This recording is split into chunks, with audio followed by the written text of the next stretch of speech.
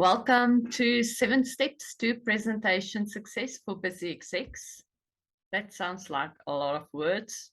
Just bear with me. We've just finished a workshop and a couple of our people couldn't join us. So we've decided to make a recording so that even if you couldn't watch our live workshop, you can still get some of the information. And this is it. My name is Christel Fenter.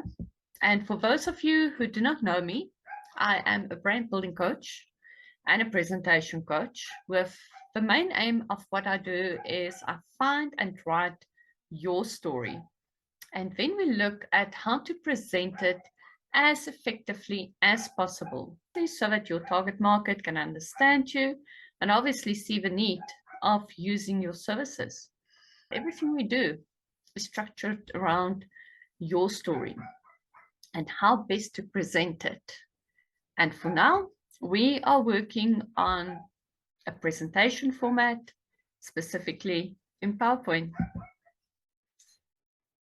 I don't know how many of you know 35 more slides and Harvard graphics, and I might be giving my age away, but that's since when I was involved in, or am involved in presentations. Pretty much, to be exact, 1993, I started as a presentations coach and has actually never stopped. Just added a couple of things in between, but that is how long I've been involved in presentations. Just some housekeeping quickly. The standard presentation is around 45 minutes. We might be a bit faster, seeing that we don't have any questions in between. Normally, we do interactive videos where we ask you to keep your video on. We love participation, which is not going to happen today, and questions. But please send us your questions afterwards. I'll send you a link, an email address right at the end so that you can please forward me your questions. I would love to answer them and chat some more to you. Before we begin, we'd like to do an exercise which is normally reserved for coaching situation, which we call clearing the space. And it's basically just giving ourselves permission, everything that is distracting us, everything, all our frustrations and mind blocks and everything that's happening around us, because we're not working in a bubble, to give ourselves permission to put that aside, just for the sake of this presentation, so that we don't have those internal chatters that's taking our focus away. So otherwise, we can just go to the pub or have a cup of coffee and not be here. We want to be in a reflective space. We want to be in a productive session today. So let's clear the space. And here we're back with 7 steps for presentation success. In case you haven't heard it yet, this is what we're talking about today. So in the 30 years that I've been involved in presentations, I've come across many, many interesting characters. I've seen the scared shit people that listen attentively to everything that I say and all the exercises that I give them. They go and do diligently because they are so petrified of presentations, and they do the exercises and practice sessions, etc., etc. But then we get the very confident guys, the probably overconfident, arrogant guys. Okay, some are girls, but let's not go into that topic. And I'd like to call this person on the screen Arrogant Andy. That one that thinks he knows it all, but doesn't want to listen. He's done so many presentations, you cannot tell him anything. And the crux of the matter is confidence is good, but overconfidence always sinks the ship. That's not me that said it. That's Oscar Wilde. So I think that's something to listen to, don't you? So our goal in 7 steps is to look at how we can improve your beaks. Ever heard of the word beaks or the acronym beaks? Probably not. But it comes from a study that's been done through Dr. Ilana Su, who also wrote the book Competence Refined. And in the book, she describes the components that makes up our confidence, and not just confidence, but our competence. And it's not just about the skills that we have. It's not just about the knowledge that we have or the ability or even the experience that we have with all these components, but also our behavior, our willingness to learn, to adapt, and to overcome. But yeah, if you're interested, let me know and I can get you a copy of Competence Refined. Really a good book to read. But in essence, what I'm trying to get through to you is that there's always room for improvement. Yes, I know you've done presentations for many, many years and you are such a brilliant presenter, but there's always room for improvement. And just what we're going to say today, you've probably heard before, but maybe you just need to listen and hear it one more time. Maybe there's a little nugget or two that you can take away. Maybe there's a lot. Who knows? But if you don't keep an open mind, you might lose out. Okay, so very simple. 7 steps for presentation success process starts with the preparation phase. Then we are going to look at the why we're doing it and who we are doing it to. How we're going to do our content, our visual aids. Yes, we are going to practice, or we're going to tell you about practicing. How we do our delivery, as well as the handouts, the what to do, the what not to do, etc., etc. And yes, our time is limited, so we're just going to skim over the basics today, and hopefully that's enough to get you interested. But yeah, if you can just remember, visualize this picture. I believe that if you can see everything in pictures, as simple as possible, it's so much easier to understand it. A lot of the times we hear the words, we have to do presentations, and we freak out. But if you can just take it step for step, for step, for step, it's not as bad. Or if you consider improving on your existing skills, it still helps to visualize the steps and where you can improve a little bit more. Maybe you can give yourself a point out of 10 on each of these steps or processes and see where can you improve a little bit more, one nudge at a time. So I would like to meet a person that doesn't have limited time. We all have limited time, or at least if we're still in a working phase of our lives, we all have limited time. And yes, I think we are supposed to be very lucky if we do have limited time, because it's only the people that's already in retirement that doesn't have anything to do, that's got abundance of time. But for the rest, we all have limited time. And yes, a lot of people would skip the preparation phase because we don't have time. But I do believe it is quite important. And here's the 5 P's of preparation, why it is important. Quite simply, proper preparation prevents poor performance. It's as simple as that. If you do the prep work, the rest just falls into place. And there's 3 specific areas that I want to quickly touch on. The first one is your ego and the influence that your ego has got on your presentation. The physiological side. Yes, it's not a spelling error. It's not a psychological effect that your presentation will have on you and your audience. Yes, that psychologically, there's a lot of damage that can be done. But we're going to look today at the physiological side. And then the time required for a proper presentation. So who knows someone like this guy, the Mr. Know-it-all that has got an ego higher than the Empire State Building?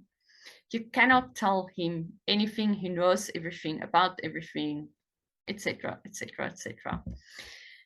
Jen Shirkani has written a book, Ego versus EQ, and it's based on research that's been done through the State Council of New Hampshire. And basically it highlights the 8 ego pitfalls in business, but I think it's very applicable to the presentation side.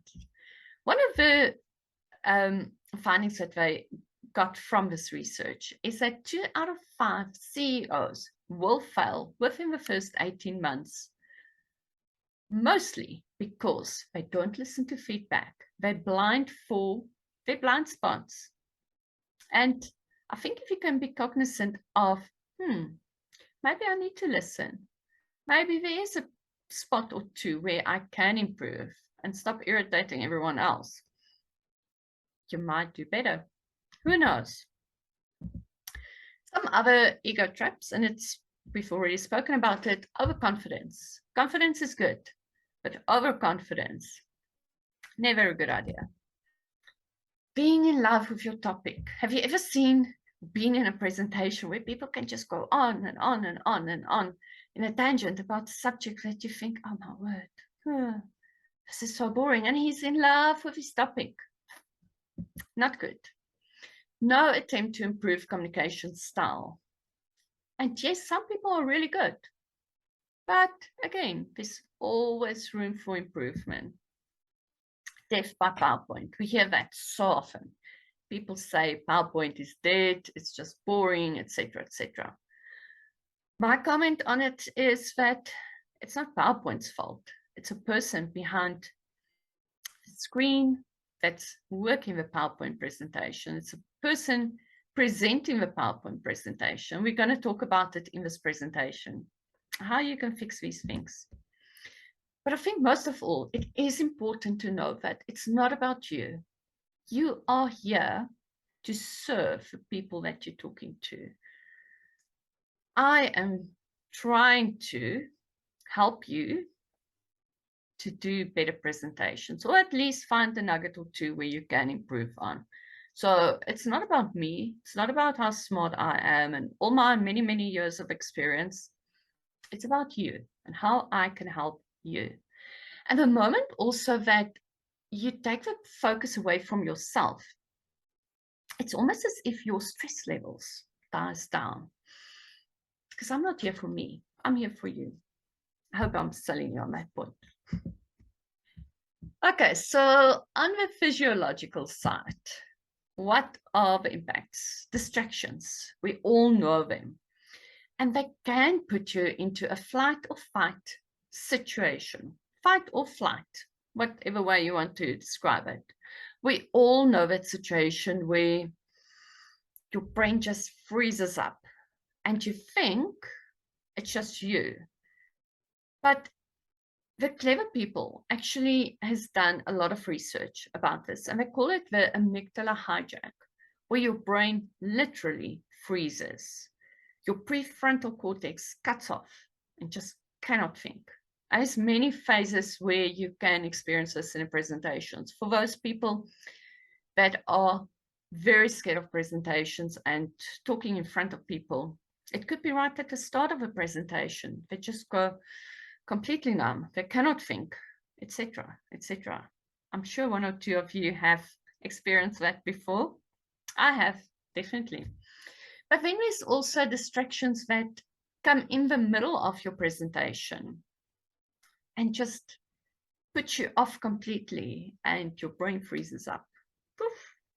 So, and there's many exercises and things that we can do to not necessarily prevent the fight or flight situation or the amygdala hijack, but to keep it under control. Or if it does happen, how to calm yourself and how to get out of that. And that is things that we typically talk about in our extended workshops that we do. Obviously, we're not going to go into detail today. But yeah, we've got internal distractions. That's chatter going on in your head, not just in my head as a presenter, but also in the heads of my audience. It keeps on chattering. And it does help to do that exercise in the beginning, clearing the space, where we put our distractions or try and put it aside. We also have technical distractions. I had a situation this morning. I'm working on a brand new computer. And for some unearthly reason, my presentation cut off when I tried to present or did a dummy run. I was like, poof. almost couldn't think. You're so stressed. It's an hour before you have to start your workshop, your live workshop, and the things are just not working the way it's supposed to be working. Load shedding, very typical. And it's not just that we don't have power, or if we have a backup system, all of a sudden you're in a live presentation and your internet link is not working properly or not as it should be, thanks to load shedding.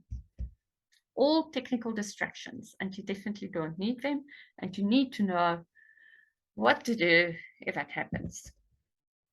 And then we have audience distractions. That irritating guy right in the front that is chewing his chewing gum and he is not focusing on your presentation, and you can see he is bored as shit, and you've got no idea how to handle it. Well, that's what we do in our workshops. We help you to get over that. One of my pet hates is where people do presentations with light backgrounds or white backgrounds. And the sad part is when you Google presentation templates, you very, very often get templates which is done by or are done by professional companies, or they call themselves professional, but all the templates have got white backgrounds and dark elements on it. And why should it matter? How does this look on your eyes? Normally, we are so used to people presenting on a white background that we don't realize that there's major strain on our eyes. It's only when we come from a darkish background to a white background that we realize, whoa, this is really distracting. And in essence, it's a physiological problem because the intense light lets the iris contract. And subconsciously, it's a distraction to you because you're starting to brew this headache that is happening, and it takes away your focus from the person that's busy presenting. And you definitely don't want that. If you can avoid it, avoid it. Why would you run into a situation if you know there's danger, if you could have avoided it? It's as simple as that. And it's a case of, we know Murphy's going to show up in our presentation, but if you can control certain parts, why not control it? So try it. Another distraction physiologically is having a complete information overload. Your brain just goes into overdrive, and in essence, it cannot focus. And yes, I know this example that I've used is probably you're not going to see something as bad as this. But a lot of the time, a lot of our presentations have got so many elements. There's no focus point that you cannot focus on the presentation. You get distracted and you lose interest, and you start to look at your watch, you start to look at your cell phone, you even start to look at how the building has been built, etc., etc., etc. So if you can control it, control it. And that brings us to time. Winston Churchill very famously said, if you want me to speak for 2 minutes, it will take me 3 weeks of preparation. If you want me to speak for an hour, I am ready now. Sounds familiar? How many presentations and talks have you been in where people just ramble on and on and on and on? And apart from not always making sense, not having a proper structure, a lot of the time you tend to say things which you were not supposed to say because you just haven't spent the time planning. So do yourself a favor, do your audience a favor, and put in the preparation time and get it right, hopefully. So that brings us to the why we are doing the presentation and who are we doing it for. Well, first of all, it is very important to sit and think. Why is this important? Why should we worry? In most cases, we have an opportunity to convince people to buy our product, to buy our service, or to convince them that I know something and they should be buying from me in the future. We're obviously not just here to kill time. There's lots of other things to kill the time with. And yes, if we do have the opportunity to make a difference, to make an impact, why not use it? If we have an opportunity to be the star and get all the rewards, why not use it? Most of the times we only have one opportunity, then it's gone. You might be sitting here and thinking, wow, that sounds like something that I want to continue listening to. Or you could think, no, I don't want to listen to this anymore. And you will probably never, ever listen to what I have to say, ever. So I have one opportunity, and you will have probably only one opportunity to impress people and to convince you to think the way that you are thinking. Well-formed outcomes. A lot of the times we don't spend enough time to figure out exactly what we want from our presentation. What is the goal? Why are we doing it? We're not just here, as I said, to kill time. Really, there's loads and loads of other things to kill time with, or to impress our boss, or do what our boss has said. Make the time to get your goals properly sorted out. If I'm going to run a marathon, say, Sani Stagger in November, I have a time now because I know I'm going to run on this day in November. It is going to be a distance of 42 kilometers, 21 up, 21 down. I can start planning properly. And the same with your presentation. The more detail you have on your well-formed outcomes, not just goals, well-formed outcomes. And that's a discussion for completely other day of how to do your well-formed outcomes. But the more you focus on that, and very similar to your SMART goals, having it specific, measurable, attainable, having a time frame, etc., etc., etc. The more you can do that, the more you can plan your presentation and your content and your call to actions and everything that goes with it. So who are we talking to? Who's our target market or target audience? Whether it's target market or target audience, pretty much the same thing. We talk about things like the demographics, geographics, very importantly, the psychographics.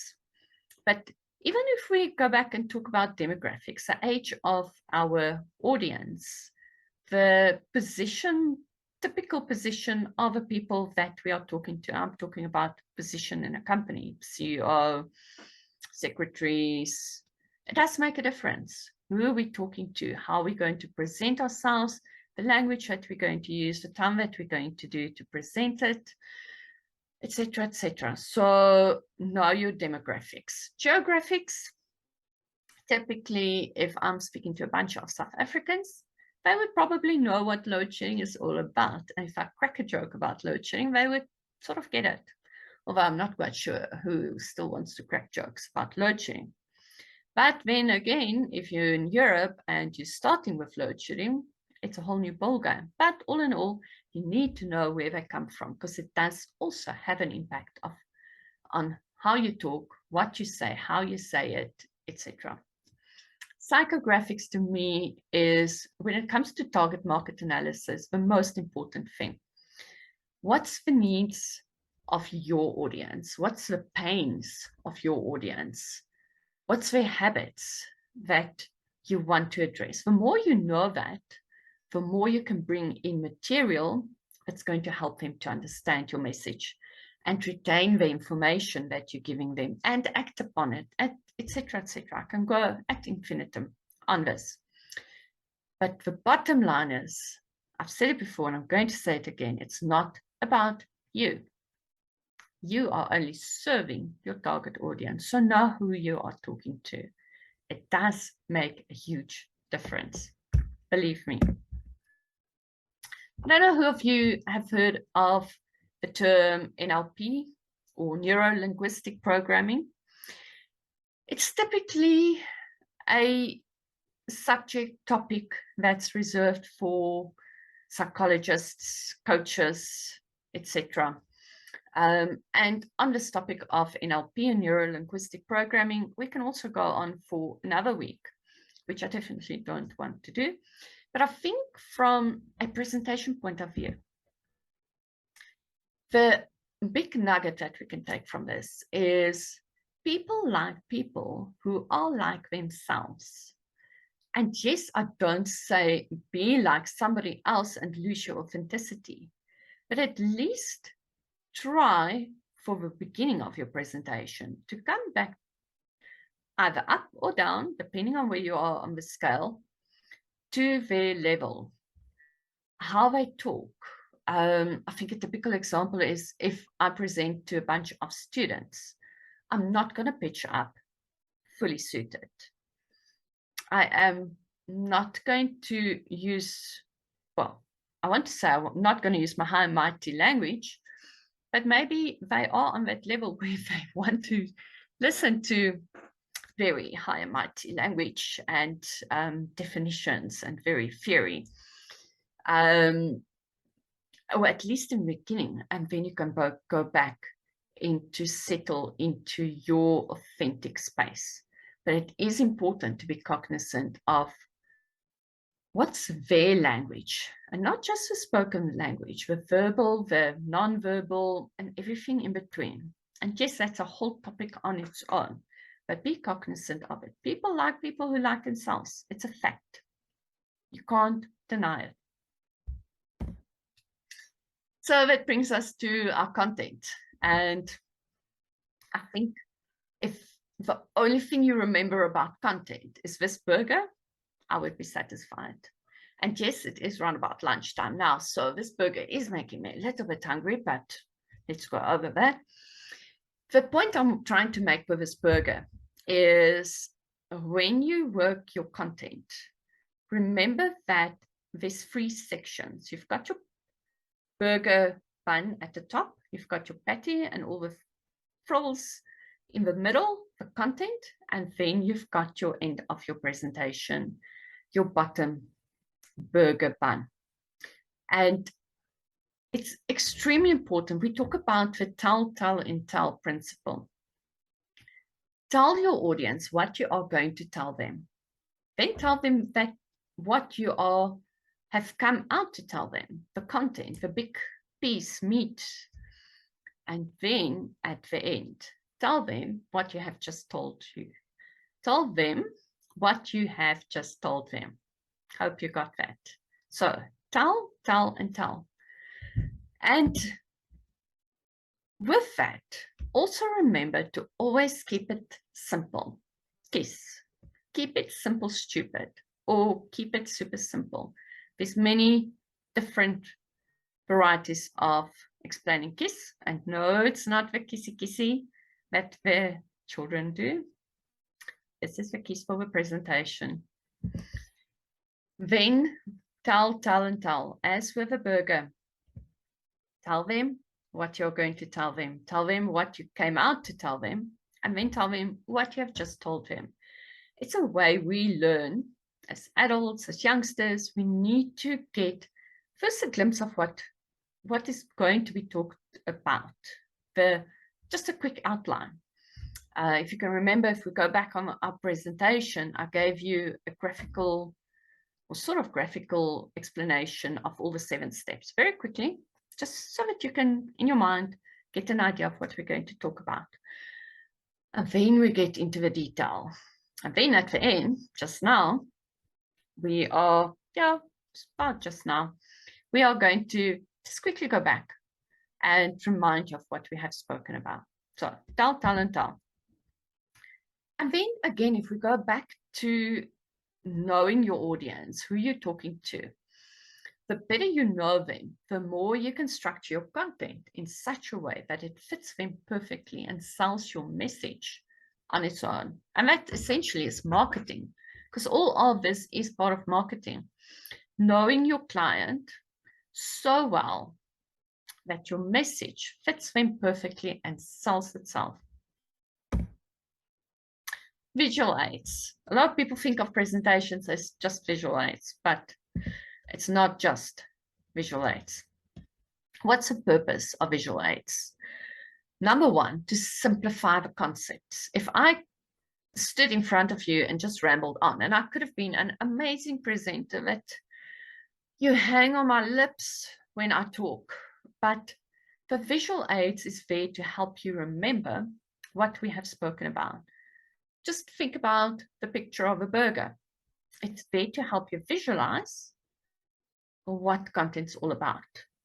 And yes, if I had a lot of content in there, you probably wouldn't even remember anything. But make it simple so that you can simplify the concept as much as possible.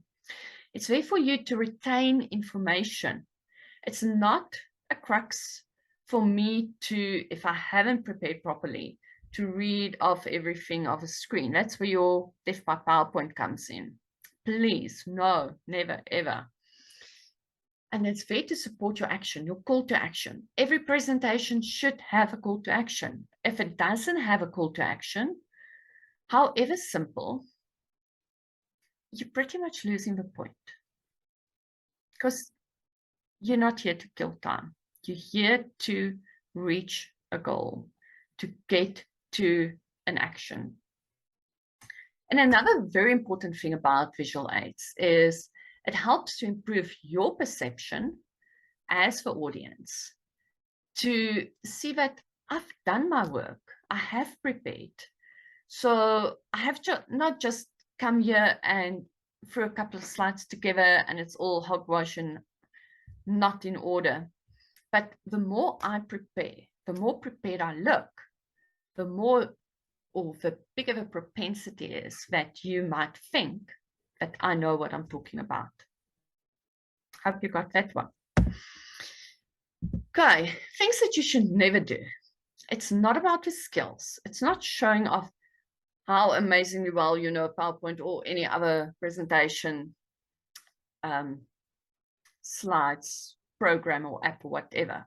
It's not about your skills. It's not to show how cool you are. It's not to show how many fonts you have. Please, no. And in our workshops, we talk about which fonts to use and which not, and what to avoid ad infinitum. There is such a big pitfall when it comes to fonts. And again, it's not about you. If I can say this over and over again, I will, because it's so important to understand. It's not about you. It's so that the other person can understand, can remember, can retain, can act, etc., etc., etc.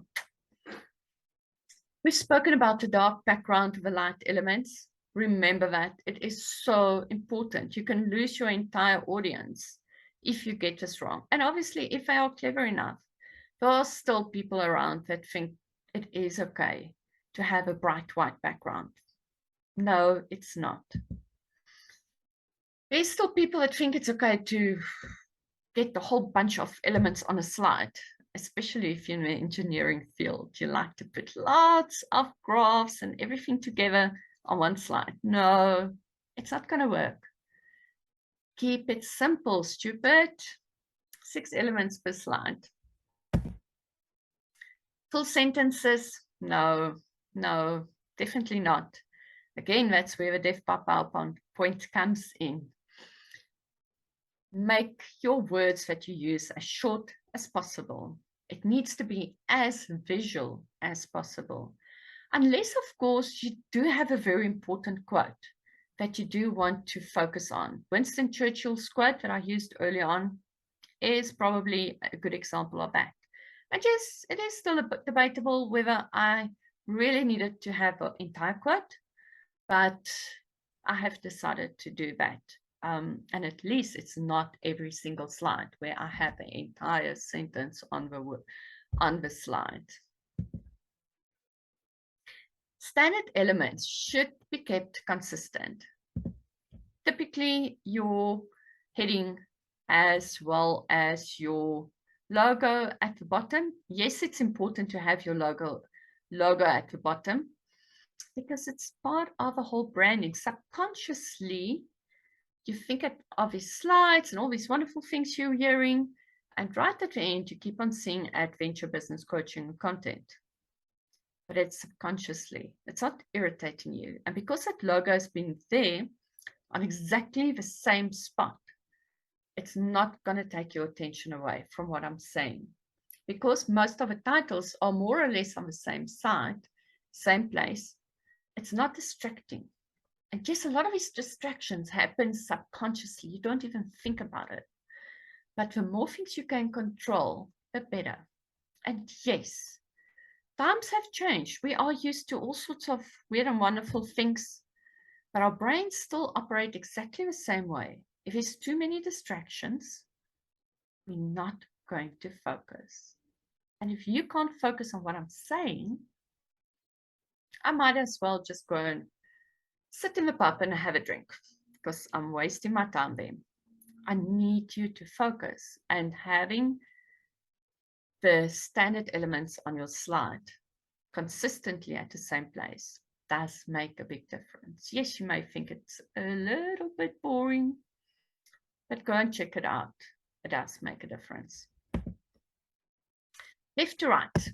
Well, that's if you're in the Western world, we read from top left to bottom right. So our titles ideally should be top left, and our eyes automatically follow the screen from left to right to the bottom, and then we go back to the left-hand side. And that's just something that happens physiologically without us even thinking about it. So again, this might sound really stupid to you, but from a physiological side, it does make an impact. And the more you keep to these rules, the less distractions there will be. And again, on this note, it's the same as when you're presenting. Why do we stand on the left-hand side of a screen?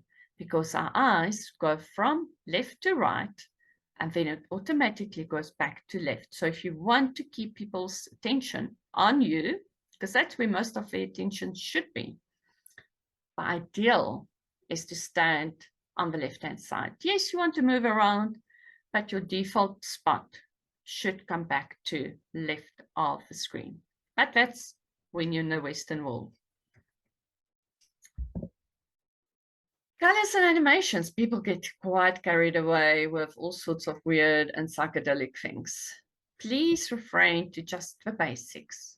Again, if I had all sorts of weird and wonderful animations that weren't consistent, it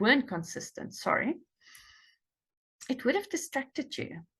So stick to the basics. It does make a difference. Some quick slide tips. Save on the start of your presentation, even before you have even started putting your presentation together. I have lost so many presentations due to all sorts of weird and wonderful things. And it does help if you name your presentation, because immediately before you start, before you do your first design, because then you can just quickly go Control S, Control S, Control S. And yes, you do have that automatic function where you can say save every 5 minutes, every 1 minute, every 10 minutes, whatever. But I do find that if I've finished with something important, even if it's just one sentence, one element, I don't want to lose it. Just quickly, Control S. It works magic. Backups of backups. If you lost so many presentations and I have, you will understand. Make a backup of your backup. And especially if you go and present on somebody else's computer and you need to take your presentation on whatever electronic format, make sure there's a backup. Make sure you've got it on your little memory stick, maybe 2 memory sticks, because one might fail. You never know. Murphy is a wonderful person and very active.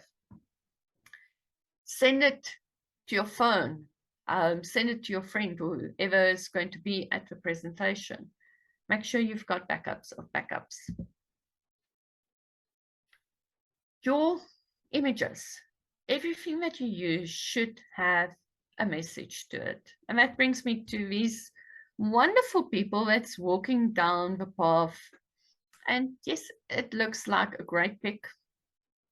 But if I'm talking about we need to get our productivity up, if I talk about our economy that is going to die if we don't get our butts into gear, this picture is not going to do the trick. And yes, it might say, because of all these people just walking around randomly, that's probably why our economy is where it is. And yes, if you have a presentation where you talk to people about the wonderful idea of having walking meetings, this could have worked. But you need to look at your content and make sure whatever you use fits in with your message. And then watermarks. Please, people, I don't know if you can see this, but and maybe it's just because I have an absolute pet hate for people using images that has got watermarks on it. 99.9% of the people out there knows you have stolen the picture and you haven't paid for it. So please don't use watermarks. There is a zillion other photos. And yes, ideally you should use your own photos, which depicts authentic photos of yourself, of your company, of whatever. But yes, no watermark photos. That is like a complete no. Practice. Who practices their presentations before they have to go and deliver it? Probably not a lot. And yes, it comes back to how important is it to you to have an amazing presentation and get all the results that you want. But apart from practicing your presentation over and over and over again, it is important to consider deliberate practice. And this photo, incidentally, is of a running excursion that I went on in January to Mount Source with my coach, which is depicted in the picture here. But without my running coach, I can plan to do a big race like Sonnestago or Skyrun or Adu next year.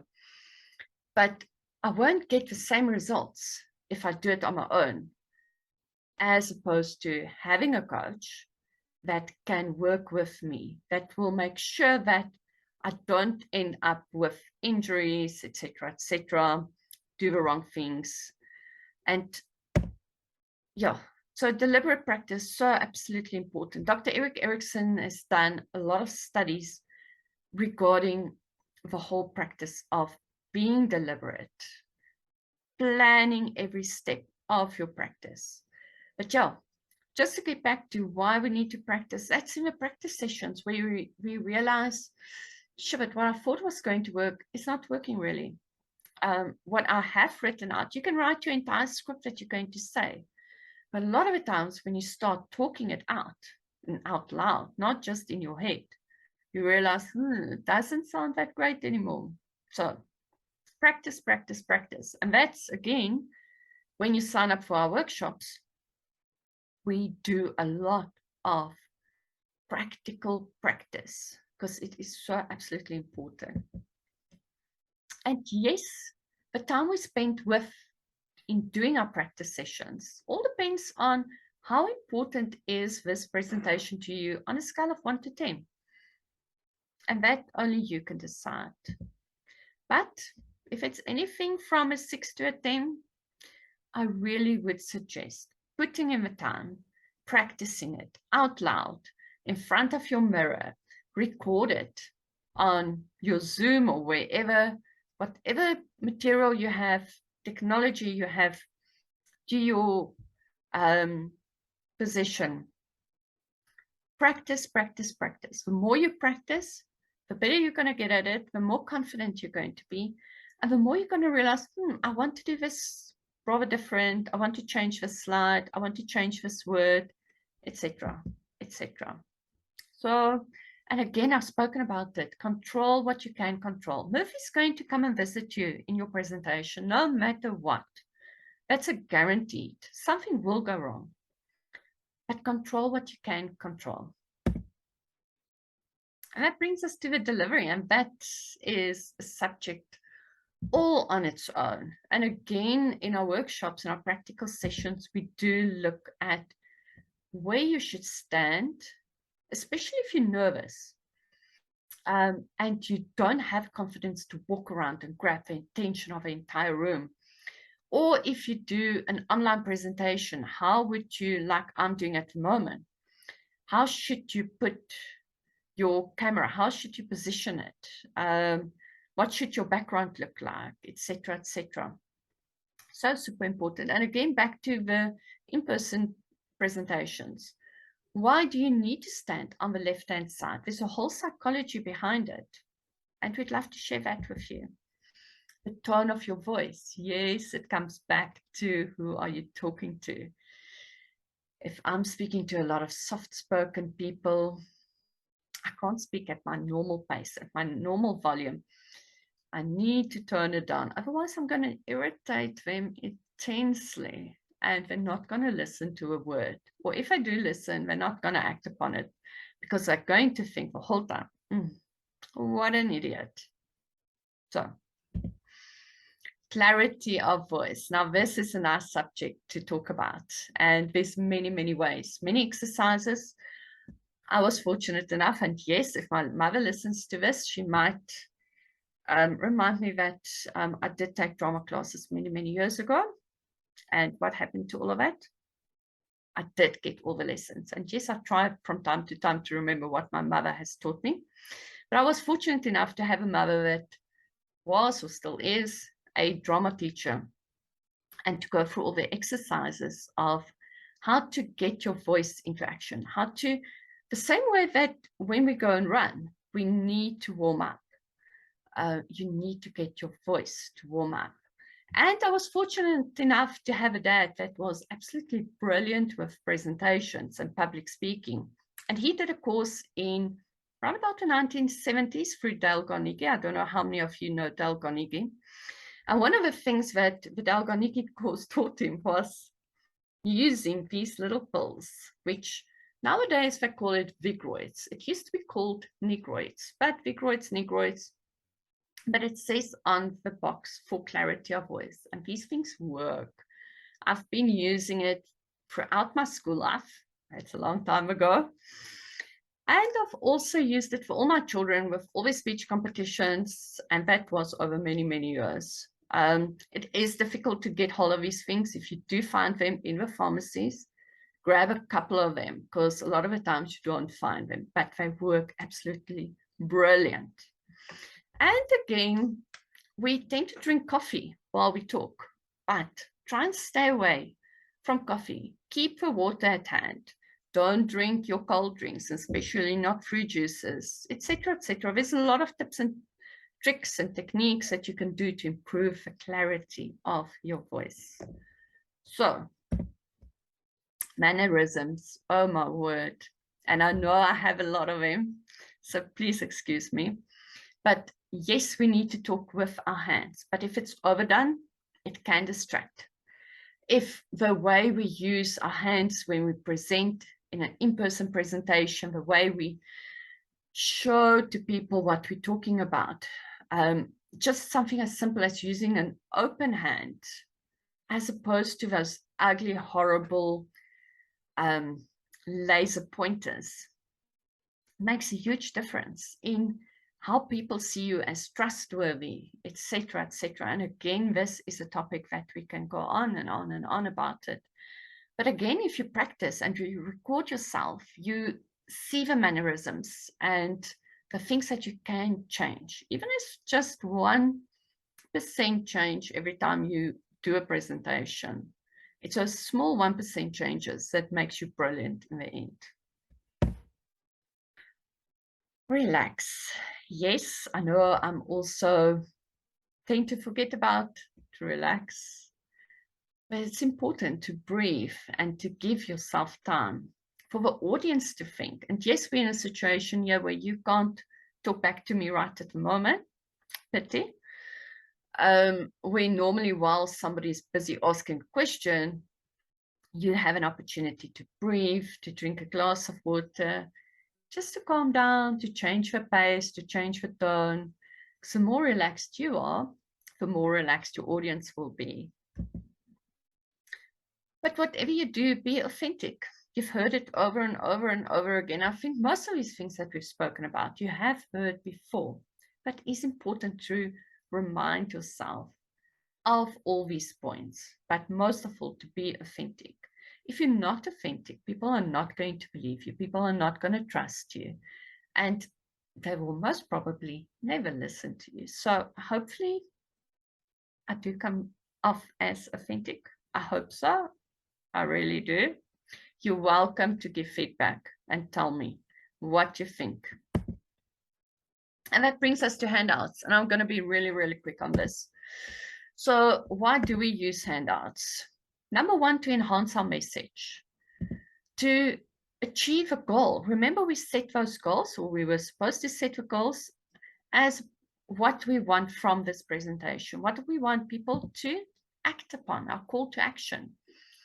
And the handouts is supposed to enhance all of these, the message, the goal, and the actions that you're supposed to take going further.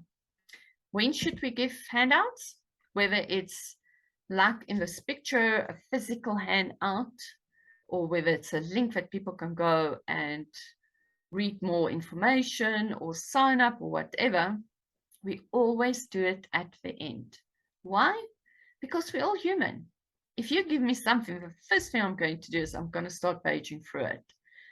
And while I page through it, I might see something that I don't like. And I haven't listened to your entire message yet. So I might judge you on something that I see in your handout and you haven't explained yourself yet. And boom, you've lost me. You don't want that. Or I could just sit and page through it while you keep on talking. And I'm sorry, it's not possible to multitask. I cannot focus on you 100% if I'm busy reading. It is physically impossible. Even if you're Einstein, you cannot do it. You need me to focus on your presentation, look you in the eyes, and listen to every word that you say, and not for me to work through your handouts, whether a physical paper handout or a link or whatever. Give it out at the end. So, giving out things at the end, here's the catch. So, just very quickly, and no, it's definitely, I don't want to see it as a catch, but if you do feel the need that you need to spend more time on your presentation skills, on your content, on everything that we've spoken about, I do provide personal coaching and I can help you write your presentations. The content, the whole concept development, everything from start to finish, and I most definitely can help you practice, either in person, or we also do group workshops where we do online workshops. It obviously makes it much more cost effective if it is in a group as opposed to one-on-one, but both options are available to you. And yes, we've got our You've Got This 1 month workshop. We've essentially got 4 times 2 hours of more academical training, where we go through all the shoulds and shouldn'ts and everything, very similar to what we've done today, just in much, much, much more detail. We help you to learn how to plan, to construct, and to deliver your presentation, a powerful presentation, might I add. And then, very importantly, we take the time to do practical experiences, to do the pitch and presents over and over and over again until you are comfortable. And yes, a coaching option is still available. We do charge 2,500 Rand per person for this entire workshop, with the practical experiences that we give is not just 1 month, but it goes over until you are happy with your presentation techniques. But apart from this option, we also have something brand new, and that's what we call Founders Business Society, where it is going to launch in November, but I want you to start thinking about the whole idea. What we're going to do with Founders is it's a support network for our founders of companies, however small or large, the advantages. And one of them will be our You've Got This presentation workshop and pitch and present evenings. And the pitch and present evenings will go on and on and on for our members as long as they stay members. So hopefully you do see the value in that. And that is it. Let's quickly recap on what we've said. Confidence is good, but overconfidence always sinks the ship. It's not just me that said it, Oscar Wilde said it, but we all know that. Ego, such a problem. We need to get away from it. We need to be cognizant that it could be a major, major stumbling block in our presentations, in our communications in general. The physiological issues with a presentation that puts us into that flight or fight or flight, flight or fight, however you want to say it, it is a problem, and we need to sort out that horrible amygdala hijack or prefrontal cortex that's cutting off. No, we need to sort that out. Time. We need to spend enough time to make sure that we get all the rewards. And yes, just quickly again, the 7 steps presentation process. Preparation, remember the 5 B's? The whys and the whos, our target market planning or target audience planning, and how important our presentation is. The content, remember the burger that we spoke about? The tell, and tell, keep it simple, stupid. Visual aids, oh my boy, we can go on and on and on about how you can fix all the errors that you've been making, or if you have been pretty good, all the little things that you can do to just improve one notch at a time. Practice, practice, practice, and deliberate practice. Delivery, what you should do, where you should stand, and everything else to do with delivery of your presentation and your message. And then the handouts and the call to action and what you want your people to do. So I would have loved to take your questions right now, but please send it to me. My email address is christel@businessadventures.co.za. Hope you enjoyed this. Hope you got some value out of it, and I would love to talk to you. Keep well. Cheers.